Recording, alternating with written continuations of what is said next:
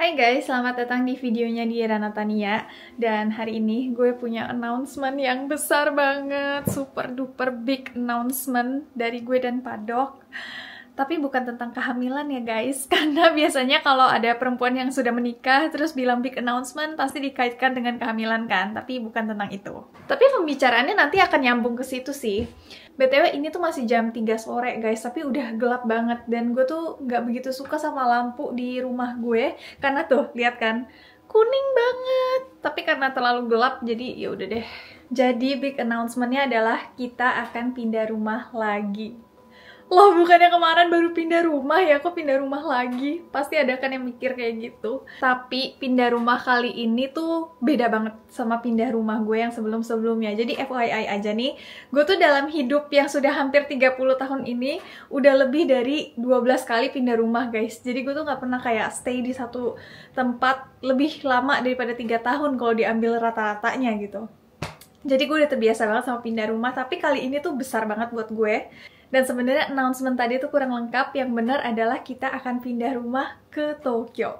Nah ini story-nya karena panjang banget.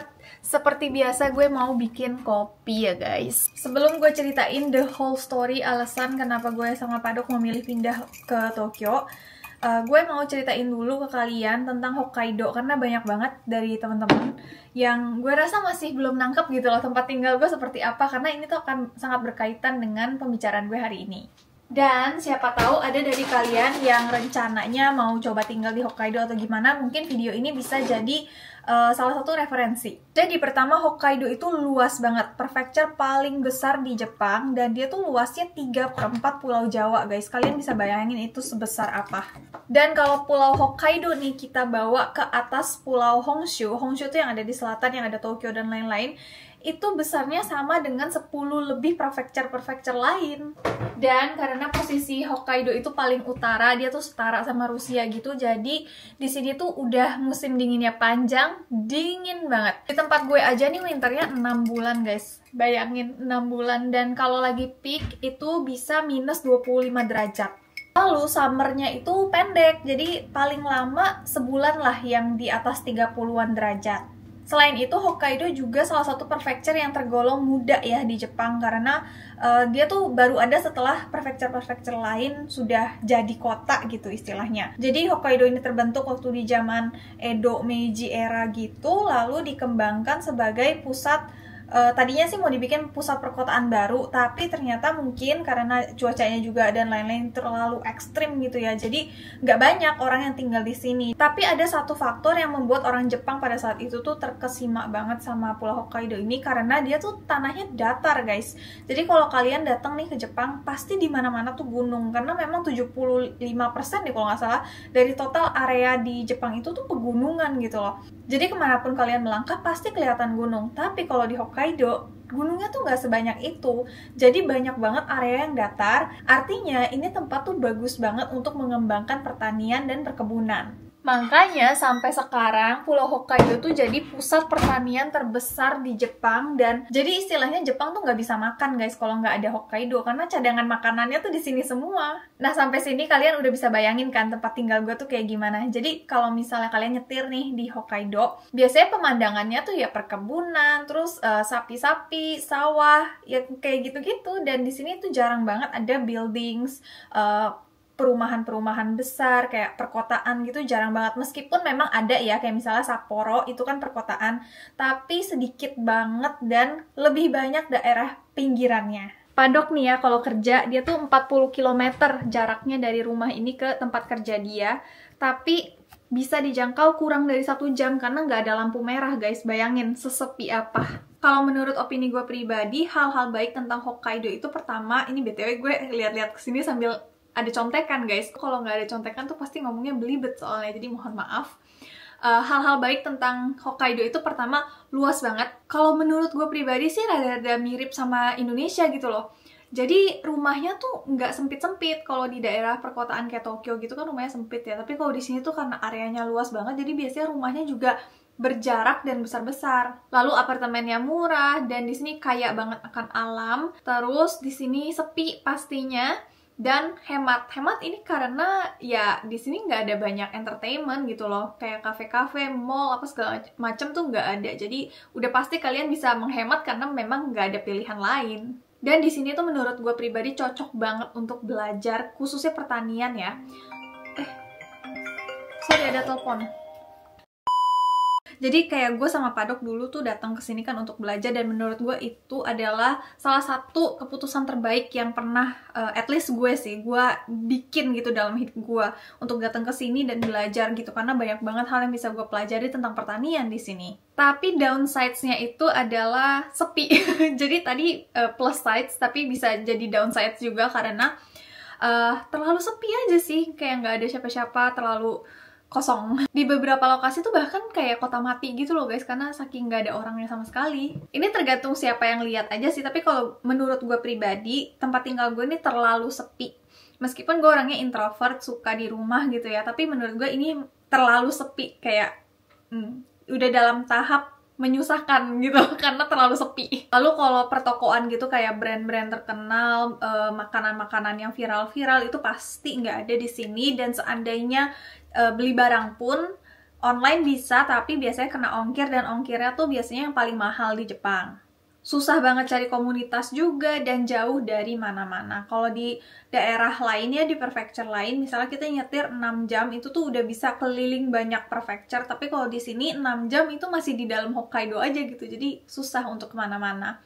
Kalau mau keluar kota harus naik pesawat. Dan lowongan pekerjaan di sini tuh agak nggak balance sih guys, karena di sini kan pusatnya pertanian, jadi banyak banget pekerjaan pertanian, yes. Tapi kalau kalian mau belajar atau mau kerja hal lain selain pertanian dan perkebunan, itu agak susah karena lowongan pekerjaan di sini tuh sangat terbatas. Jadi itu tentang Hokkaido, dan sekarang gue mau bahas alasan gue dan Padok pindah ke kota. Alasannya tuh cuma ada 2 guys. Yang pertama adalah perubahan lifestyle. Pada awal ya gue sama Padok kan datang ke tempat ini untuk belajar tentang dokter hewan, dia dan gue tentang pertanian kan. Dan setelah dijalani secara sungguh-sungguh gitu ya selama bertahun-tahun, pada akhirnya sekarang Padok udah sukses menjadi dokter hewan.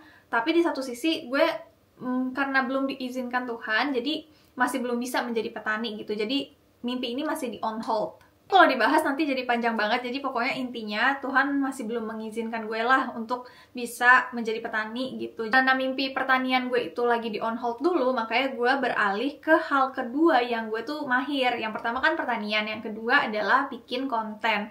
Dan ternyata thanks untuk kalian semua teman-teman yang udah selalu support gue, ternyata konten-konten gue itu lumayan berhasil gitu, dan bisa membawa gue untuk dapat banyak brand deals, terus dapat pemasukan lebih dan lain-lain. Kan gue konten udah lama ya, tapi bener-bener baru bisa dapat banyak pekerjaan itu sebenarnya kayak 2 tahun belakangan ini gitu loh guys.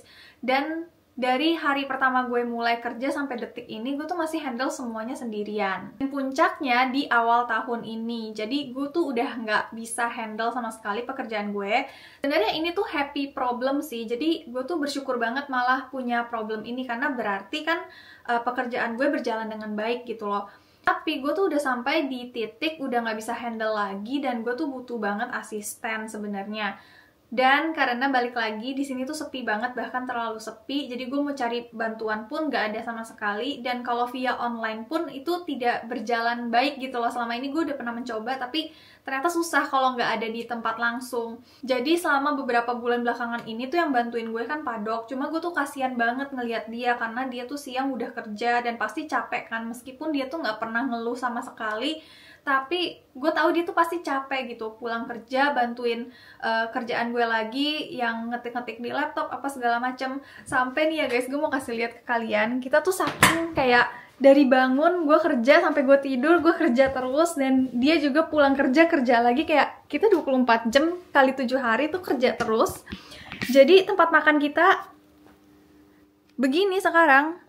Dulu ya ini tuh kayak ada meja kecil gitu untuk kita makan, khusus untuk meja makan. Tapi sekarang tuh kita karena selalu makan sambil kerja, jadi ini meja makan kita dan meja kerja kita juga gitu, semuanya dijadiin satu di sini. Jadi meja makan kita tuh yang awal itu kita simpen di sana di ruangan sebelah gitu, dan itu nggak kita pakai karena kita literally kayak kerja terus di sini. Makanya kita butuh banget pertolongan gitu loh. Tapi kan di sini nggak ada siapa-siapa. Lalu keluarga juga, gue punya kakak di Jepang juga sebenarnya, tapi kakak gue tinggalnya di selatan.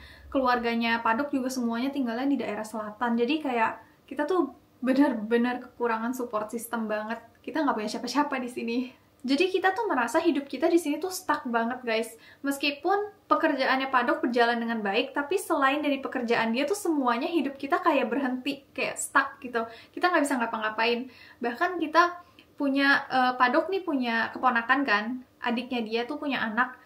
Dari anak pertama sampai anak kedua belum pernah ketemu satu kali pun, karena kita nggak bisa segampang itu ketemuan sama mereka gitu loh. Kita udah coba segala sesuatu yang bisa kita coba di sini untuk cobain komunitas baru, cobain apapun pokoknya kita udah cobain, tapi di sini bener-bener nggak bisa sama sekali. Memang tempat ini bagus banget untuk belajar tentang pertanian, perkebunan, tapi selain dari itu kurang sih. Sorry guys, pindah tempat lagi, punggung gue pegel banget. Lalu alasan kedua kenapa kita pindah itu, sebenarnya ini alasan yang utama sih. Karena kita merasa tempat ini kurang tepat untuk punya anak. Jadi gue sama Padok itu memang rencana pengen punya anak, tapi karena kita orangnya planner banget, bener-bener semuanya tuh harus dipikirin secara matang-matang banget. Kita mau punya anak di mana itu tuh bener-bener kita mikirnya tuh lama banget gitu loh guys. Dan salah satu alasan kita pilih rumah ini tuh sebenarnya karena lebih luas kan. Jadi kalau misalnya kita punya anak, masih ada ruang lebih lah gitu, enak geraknya. Tapi setelah kita coba tinggal di tempat ini, dan kita bayangin gitu, kita punya bayi di sini, kayaknya ini nggak bisa deh. Karena kan yang kayak tadi gue udah bilang, support system di sini nol, nggak ada sama sekali. Jadi salah satu dari kita tuh pasti akan berhenti kerja kan. Yang which is pasti gue, bukan Padok dong. Karena Padok pekerjaannya lebih stabil gitu. Jadi gue harus berhenti ngonten, lalu ngurusin anak tanpa ada support dari siapapun itu. Dan di sini tuh rumah sakit sedikit banget. Di sini nggak ada entertainment sama sekali. Kayak boro-boro mall deh, cafe, pertokoan, itu nggak ada guys. Ini gue bukan yang menjelek-jelekan tempat ini ya, enggak, tapi memang itu apa adanya. Dan menurut gue tempat ini tuh sebenarnya fine-fine aja. Kalau gue tuh bukan content creator dan gue bukan orang yang mau punya anak gitu loh. Kalau misalnya kalian mau child free, terus kalian nyaman banget tinggal di pinggiran, ini tempat tuh pasti the best gitu. Cuma karena gue pengen nih anak gue di kemudian hari tuh mendapatkan segala support yang dia bisa dapatkan gitu. Dan gue mau usahakan itu sebisa mungkin. Maka dari itu kita memilih untuk akhirnya pindah ke kota. Nah tapi seperti yang kalian tahu, Padok itu kan dokter hewan. Dan dia hewannya hewan besar guys, kayak sapi, kuda. Dan di kota-kota besar mana ada pekerjaan seperti itu ya kan. Makanya udah 1 tahun nyari-nyari itu susah banget dapetin lowongan. Dan akhirnya kita coba-coba cari terus. Bulan Juni kemarin tuh ada lowongan dan ternyata tidak diterima karena pihak perusahaannya mencari, maunya dia anak baru, dia nggak mau yang udah punya pengalaman karena mungkin gajinya lebih tinggi atau gimana, gue juga nggak ngerti, tapi nggak diterima lah pokoknya.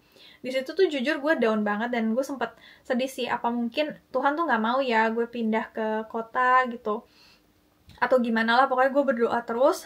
Tapi gue tuh percaya gitu loh, Tuhan tuh pasti punya maksudnya sendiri dan gue nggak mau memaksakan kehendak gue sendiri. Jadi kan kita berdua selalu berdoa Tuhan berikan yang terbaik untuk kita gitu. Kalau misalnya kita nggak diizinkan ke kota, ya berarti itu yang terbaik buat kita gitu kan. Nah setelah kita berserah itu, malah Tuhan tuh kasih lowongan pekerjaan untuk Padok nih di kota yang kita mau. Ini aneh banget sih. Perusahaan ini tuh dia kan ini dong, apa sih Boshu tuh apa sih? Kayak di website-nya dicari orang yang seperti ini gitu. Spesifik banget tuh ditulisnya. Dan gue tuh baca sampai bingung ya. Itu persis banget kayak Padok. Dia tuh kayak lagi deskripsiin Padok gitu. Jadi gue kayak, ya ampun Tuhan, baik banget gitu. Itu gue nangis sih lihat itu. Karena rasanya doanya tuh kayak dijawab. Coba apply, smooth banget semuanya, interview, lolos, langsung diterima. Gue bener-bener happy banget sampai kayak speechless. Karena ini tuh sebenarnya lebih besar di gue sih. Kalau Padok soalnya dia sehari-hari kan mungkin masih ketemu orang, dan dia kegiatan weekend dan kegiatan di weekdays itu kan beda gitu kan. Cuma kalau gue bener-bener setiap hari dari pagi sampai malam gue kerjaannya sama terus, gak ada hari libur. Gue tuh udah hidup di Hokkaido ini kan 9 tahun. Dari awal gue kuliah sampai gue kerja sampai sekarang, sampai gue nikah gitu, gue udah 9 tahun tinggal di sini. Dan jujur itu nggak gampang, meskipun nggak kelihatan ya di media sosial, di layar kamera, karena gue tidak terlalu memperlihatkan lah gitu, buat apa juga. Tapi 9 tahun tanpa support system seperti keluarga, teman, terus gue juga nggak bisa punya teman baru, dan gue juga punya banyak trauma dari universitas dan pekerjaan-pekerjaan gue sebelumnya. Jadi sebenarnya udah dari tahun-tahun sebelumnya, dari tahun-tahun berapa ya? Mungkin udah tiga tahunan lalu kali ya, gue tuh udah menghitung hari dimana gue bisa keluar dari kota ini gitu. Karena gue untuk sampai detik ini ya guys, karena gue trauma banget sama universitas gue, sampai detik ini gue tuh nggak bisa lihat apapun yang berkaitan dengan universitas gue. Makanya selama ini kan gue coba menyibukkan diri dengan kegiatan, dengan pekerjaan, supaya gue nggak terlalu gila gitu loh di sini, karena gue nggak ada kegiatan lain gitu kan selain kerja sebenarnya. Dan ketika pekerjaan gue udah cukup baik, cukup berjalan, gue mau punya tim, nggak bisa karena nggak ada orang. Gue kayak nggak tahu lagi harus gimana gitu loh. Kadang gue pengen bertumbuh sebagai manusia produktif. Ini gue masih muda, gue masih punya banyak potensi, gue masih pengen challenge banyak hal gitu. Gue pengen ini, pengen itu gitu. Tapi kayak semuanya tuh serba gak bisa karena gue tinggal di tempat ini gitu.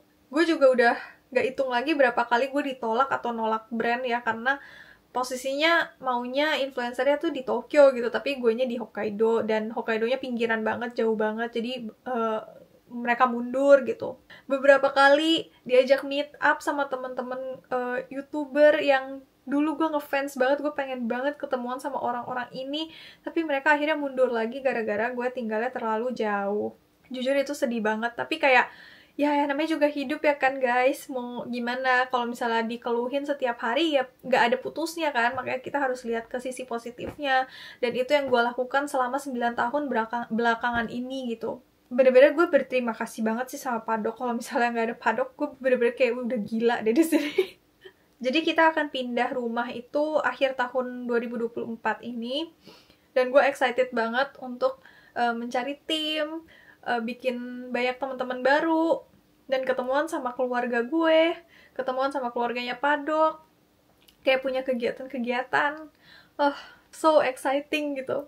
Dan gue juga khusus banget untuk teman-teman YouTube nih, gue berterima kasih banget sama kalian, karena gue tuh mulai nge-YouTube itu waktu gue kuliah, dan pada saat itu gue tuh homesick berat banget guys. Gue kayak butuh banget ngomong bahasa Indonesia, gue butuh punya temen orang Indonesia. Tapi karena pada saat itu gue kayak nggak punya siapa-siapa, nggak ada orang Indonesia sama sekali di daerah tempat tinggal gue dan di kampus gue, yang which is ini sih. Jadi gue mulai YouTube gitu loh supaya bisa ngobrol bahasa Indonesia. Dan ternyata respon kalian tuh baik banget. Jadi dari awal perjalanan gue di Hokkaido sampai gue keluar dari Hokkaido, kalian yang nemenin gue gitu. Gue kayak, aduh thank you banget. Kalau misalnya pada saat dulu tuh YouTube gue nggak diterima baik oleh kalian, kayaknya gue bener-bener nggak tahu deh jadi apa sekarang. Gue mendoakan banget kalian selalu sehat, selalu sukses, dan pokoknya mimpi kalian tercapai, amin. Thank you once again, dan perjalanan kehidupannya Diera Natania akan dimulai lagi yang baru di tahun 2025, di kota yang baru, dengan situasi yang baru, ekosistem lingkungan yang baru. Jadi kalau kalian masih betah di channelnya Diera Natania, ditunggu ya video-video lainnya dan gebrakan-gebrakan gue lainnya. Ya, tapi pokoknya intinya first step gue harus menemukan tim, harus membangun tim supaya bisa lebih banyak konten, karena sekarang gak ke-handle gitu. Jadi mohon maaf video-videonya sangat sedikit ya akhir-akhir ini. Oke, daripada terlalu panjang videonya, gue tutup aja di sini. Sekali lagi terima kasih udah dengerin sampai akhir, dan sampai jumpa di video berikutnya. Bye!